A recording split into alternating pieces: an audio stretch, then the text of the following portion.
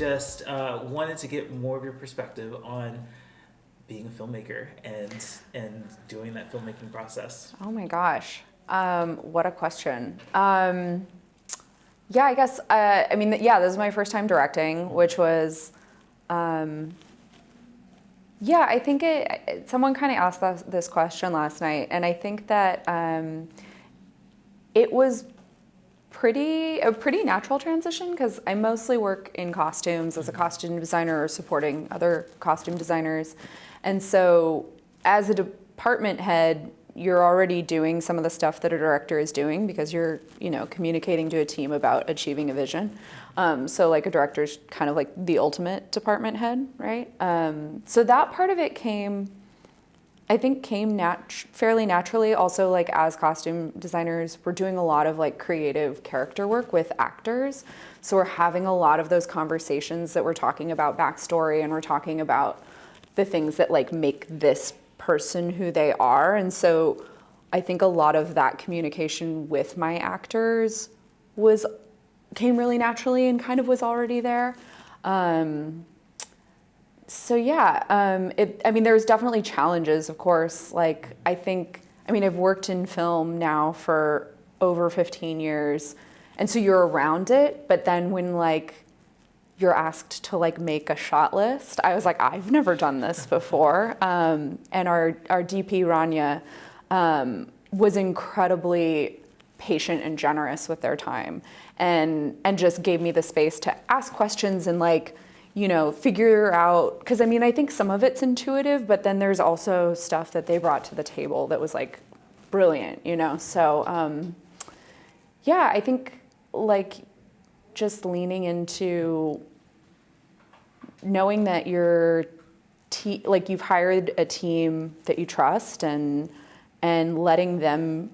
giving them the space to kind of do what they do best too is like going to give your project something good. Because directors don't have all the answers. Like, we can certainly guide something, but like you hire department heads again to do what they do best. So yeah, I don't know, does that answer? No, that is perfect. In fact, it's such interesting insight, because it never occurred to me the similarities between like a costume designer and a director with the communication that has to happen. It makes total sense that those would parallel and easily translate from one to the other. So that's really cool insight to have. So for people who are discovering I Think I'd Like to Stay, what's this film about? What is the short film here? Yeah, it's about this young woman who goes back to her childhood home for like a short trip with her longtime partner, and on the last night of the trip, she's swallowed by the land, by the place that she lives. And it, for me, came out of, it's about a lot of the things, and I sort of want to leave it open-ended for a viewer about what it is to them, because people have come up with, in watching it, have come up like, oh, it's about this, it's about that, and I love that. I want it to be sort of a poem in the way that you can interpret your own way. But for me personally, the way that I kind of came to this was like thinking a lot about, I grew up in the Northwest. I moved to LA when I was 18 years old after living in the same house in Gig Harbor, Washington, like on the Puget Sound my entire life, and then moved to like downtown LA in 2006. What a transition. It was like, oh my God, I didn't even know what culture shock was, but that's what it was, And then I returned home that Christmas, and it was like, I was like, oh my God, it's so beautiful here. I had no idea. And I think I've missed it here a lot. And every time I come here, I'm just like, oh, I wish I could be here, And so I think it's exploring relationship with place. It's like exploring relationship with place in a way that feels bigger than just missing something, but like, kind of putting it on the same level as like a relationship with a person.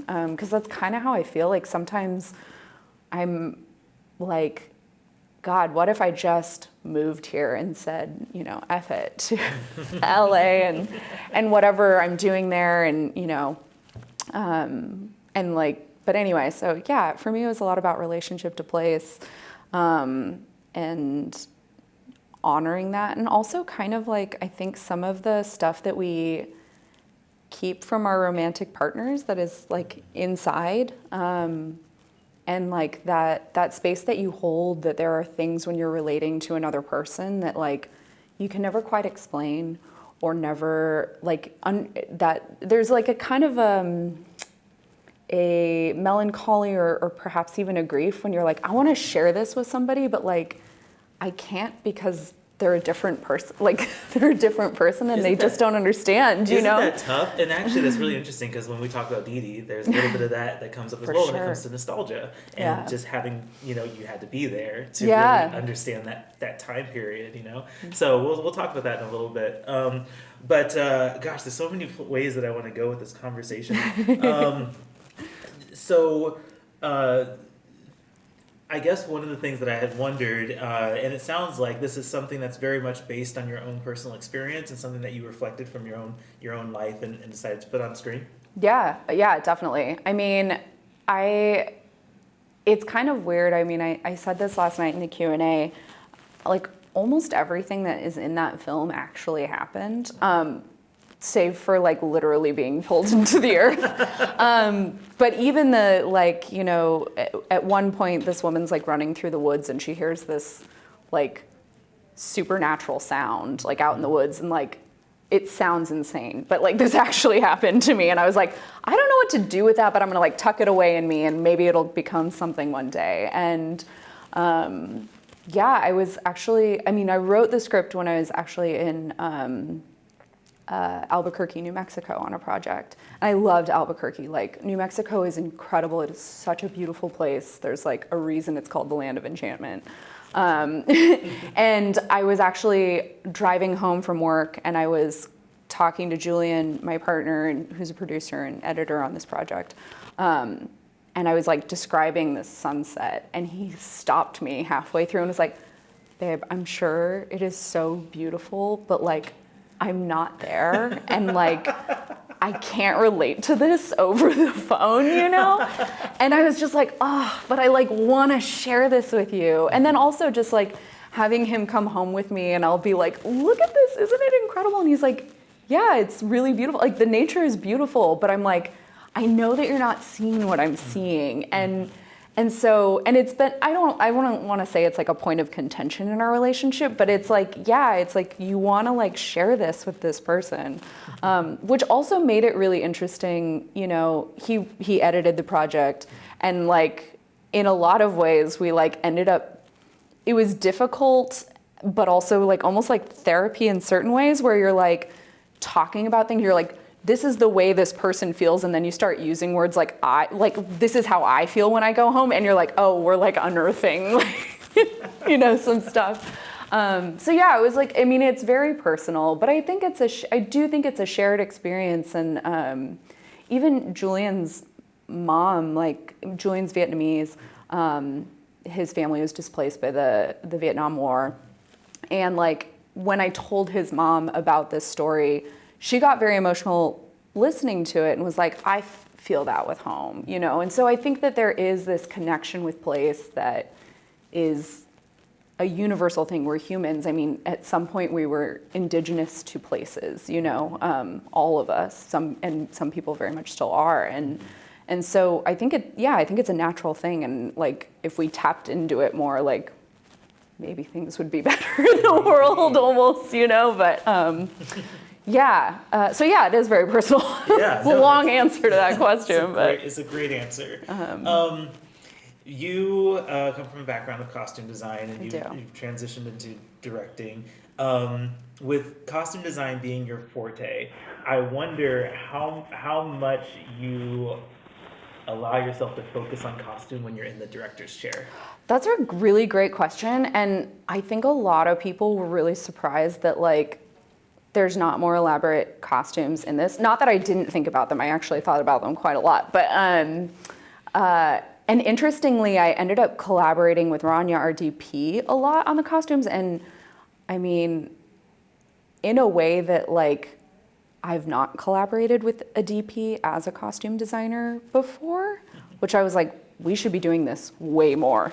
And I want to collaborate with DPs way more because it really was so informative. But Yeah, I mean, I was definitely thinking about it, but it wasn't the focus of the story that I wanted to tell here. One of my biggest regrets was not, I don't want to say not hiring a designer, like I think designing it was one thing, but I didn't hire a set costumer for this project because I was like, I can do it. And no, I couldn't, and I should have known that, like as a costume person who's been in that situation. You know, it's like, it was just so naive of me, and like this weird sort of like producer of me where I was like, we'll save that, you know, day rate. But I should have, and very thankfully, Sophia Odegaard, who's our production designer, also comes from a costume background. And so she and I ended up kind of like sharing some of the like on-set costume responsibilities, like bless her for doing that. But, you know, like Isla Vidal, who's our lead actress, she's naked in most of the film, or a good portion of it. And it's like, I mean, Sophia was like there if I was like way far away at monitor. Sophia was there with like her towel and her robe when she got out of the bathtub, you know? So it's like, it's all that little stuff that like, you know, costume departments are important, you know? Yeah, so, they are. yeah, so I mean, I definitely thought about it a lot for these characters, but like, it wasn't the focus. So it was, like all the costumes are certainly intentional, but I didn't want them to be the focus of the frame. Right. You know what I mean? Absolutely. Yeah. Production design. Let's talk about the environment and the set and how luscious it gets in one of the scenes. Yeah, tell me about the process of designing the environments here. It was, I mean, so Sophia, who's our production designer, this is her first time production designing. Wow. Yeah, like wow. Mad props. No, seriously. Yeah. No, I'm thinking back to the scenes. It's incredible how it looks. It is incredible. And, you know, when I took this project on, like, it's from the Northwest. I wanted to hire Northwest people. I had found someone I really wanted to work with. And then because I'm not a local filmmaker here in the sense that I don't like have a relationship with a lot of the local filmmakers here. I mean, it's like you're asking people to come out for a friend rate and people are like, I'm not your friend, I'm so sorry. Like, this seems cool, but I just got a commercial for, you know, an $800 day rate or whatever it is. And so I lost this person. I was like, I know I need someone that I like, who can do it, but also that I can like trust and like, and so Sophia and I have worked in costumes in LA for a long time, and she had expressed to me like a year prior that she was like, I've worked in costumes because of like her family's involved in costumes, and she kind of fell into it that way. She's like, but I've always wanted to be in art department. And so I was like, I know she can do this. And she did such an incredible job. Like I had images of, you know, like overgrown spaces and stuff like that. And she took that and ran with it, and like she called all of the nurseries in our area. She did all the research on like native plants, like what, you know, she didn't just go to Michael's, because I think some people would have done that and been like, well, get some of these fake ferns and return it and, you know, whatever. It's like, no. She went and she like was like, oh, we need to get, you know, these type of things, and this is like a watery space, so like maybe there's like these different types of water plants, and like she just went above and beyond. And one of the things that I've always like wanted is for it to feel very real, and it looks real because it's almost all real plants. And like she cultivated relationships with all these nurseries, like one nursery in particular, Woodbrook in Gig Harbor. I was like blanking on their name for a second. I was like, gotta shout them out because no, but they were so sweet because they were like, we were like, you know, we're doing this film, we don't have a lot of money, and they're like, oh, you just need them for 2 days? Oh, just borrow them and bring them back. And if something's like unplantable, we'll charge you for it. And we were like, are you serious? So like, I mean, at some point, like a lot of and I like brought them a bottle of wine at the end of production, and they were like, what's this for? And I was like, so thank you. You like did us a huge favor. But I mean, it was cool. But anyway, yeah, no, she like really just, she thought about it. And she also thought about, I mean, there's spaces that were in the film that kind of largely got cut out, but she like designed like the whole apartment space for like the couple. And I mean, she asked all the right questions. She's like, what do they do for a living? Who are their friends? You know, like what is the art that they like? I think at one point she asked me if we wanted to see like dust on the shelves, like if they dusted or not. And I was like, thank you for asking the question, because that is like the level of detail that we all love, right? Awesome. But also we'll never see it, you know? But she just did, no, she did an incredible job. And yeah, like, and she collaborated with my parents a lot, because a lot of it we shot like on their property. And so like, you know, they helped her like haul a bathtub into like the back of this property that we like dressed out, and you know, there's a pond in it, and she like my sister and my mom like went down and like dug this pond one weekend, and it was just so it was really awesome. But so the set design is beautiful, the cinematography is gorgeous, the costume is great. One other thing, because like I said, this movie is beautiful, but another thing that really makes this movie so beautiful is the tone. It's so interesting how it's able to get this really sentimental tone and balance it with this like unease, and kind of go back and forth seamlessly, just very fluid between the two emotions. Tell me about imagining that tone for this film and then executing that in the way that you did. Thank you. Yeah, thank you so much. Yeah, I mean, I wanted it to always, like, there's a lot of magical realism in the film, but I never wanted it to be like Harry Potter magical, you know? Mm-hmm. Like, I love like Kelly Reichardt movies that are very, very like, not flat, flat's not the right word, but they're very like grounded and real, and they feel lived in, and I wanted that, but then I was like, but I'm also a fan of like Guillermo del Toro. So it's like, what if we bring these, like, where's the intersection of these two spaces? And then also, like, I love David Lowery, and like we referenced Ghost Story a lot for this.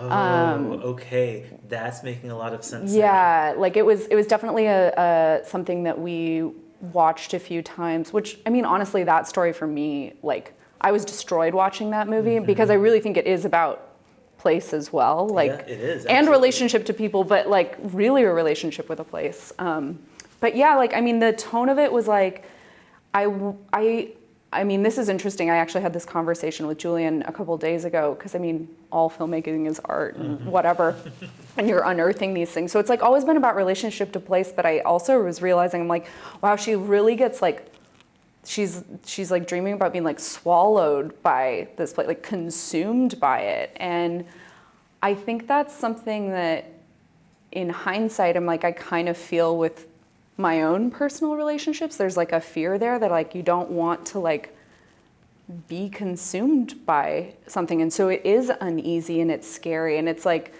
yeah, and it's also scary to like give something up. You know, the conflict in the movie is like whether she's gonna go back to her old life or if she's gonna stay here. And like both of those, whichever one she does, present this either this like grief or this kind of like scary unknown. And so, I mean, I think, you know, the music helped a lot with that. Like it was always trying to find like where is she emotionally throughout the film. It's like, you know, it's like she's arriving at home and there's this sense of release, and it's like, but she realizes she can't stay, so there's this like tightening. And so doing that kind of like in the way we shot it, in the sound design of it, and especially the music, I mean, it was just kind of like finding that fluid. And I think we found it both while we were shot listing, in the edit, and then also, you know, like while we were creating the soundscape and the soundtrack, of just figuring out how to make things feel uneasy or sad or nostalgic or magical, because all of those things are a part of this, like, to create this space. So, of course. Yeah. Good answer. Really quick, let's talk about Dìdi. Okay. This film had so much buzz at Sundance, sold out screenings, and you got to do the costume design on it. I did. So I'm just curious about how you approached capturing the nostalgia of the time period, because costume and outfits have a lot to do with what defines this particular time period. So tell me about your approach to that in Dìdi. Yeah, I mean, Dìdi was incredible. I mean, I'm a friend of Sean's and familiar with his other work. Like, he has a short that's literally him calling up friends from his like middle school yearbook. And so, so much of my research came from yearbooks, my own in particular, which is a real trip that you're like doing a period movie about a time you lived through, you know, like you're like, oh, I'm old. Yeah, we're all getting to that point, right? We're all realizing there. it. Yeah. No, so I did a lot of yearbook research, especially for the kids, and looked at a lot of yearbooks from different schools in the Fremont area and in the Bay Area.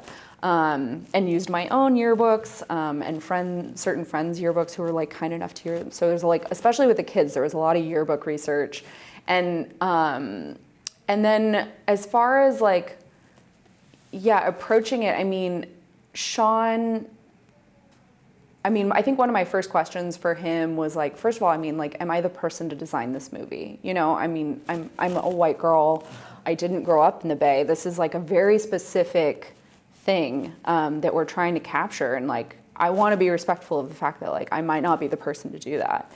And Sean was like he was like, yeah, but you lived through this time, like you were a kid then, like I'm not here to be your cultural advisor, but like I think you can do that, and I think you can do it. And so in that, it was also like really, I mean, I'm like this when I design anything, but like giving actors the space to like bring in their own things, you know, like especially working with Joan Chen, being like, you know, does this feel right? Does this feel right? And, you know, she was very, like, it was really great collaborating with her, because she was like very key in, she's like, she's not a frumpy person, but she's also not well dressed, right? Like, she's just a practical lady, but has pride, you know? And so, yeah, I mean, and obviously it's semi-autobiographical to Sean's life, so like looking at his mom and his family and those photos, and so it was a kind of a mix of all that, and then just, you know, bringing your own thoughts and whatever into it. And I loved reading the script because Sean put a ton of like costume descriptions in it. It was like this guy is fresh to death wearing Jordan Bread 4s, and you're like, okay, I know who that guy is. And it's fun working with a director who has those really specific ideas about costume, you know. So yeah, so it was a lot of like historical research, and then yeah, just giving actors the space to like bring in their own ideas about characters and like their own thoughts and yeses and nos and all that. So yeah, no, it was so much fun though, and like so collaborative, and I feel so proud to be a part of it, because it's just, I don't know, like after screenings, people are coming up and like, you nailed it, like I was there and it was right, and I was just like, yes, you know, we worked really hard to do it, and I think it turned out well. So well, what a great week for you. You have your short film having had its world premiere. Dìdi is here screening at SIFF as well, and I just congratulate you on everything that you've accomplished. Thank you so much, Thomas. Yes. It's like such a pleasure chatting with you about it. No, this was really great. I'm so happy we got to set this up and do this. Absolutely, thank you.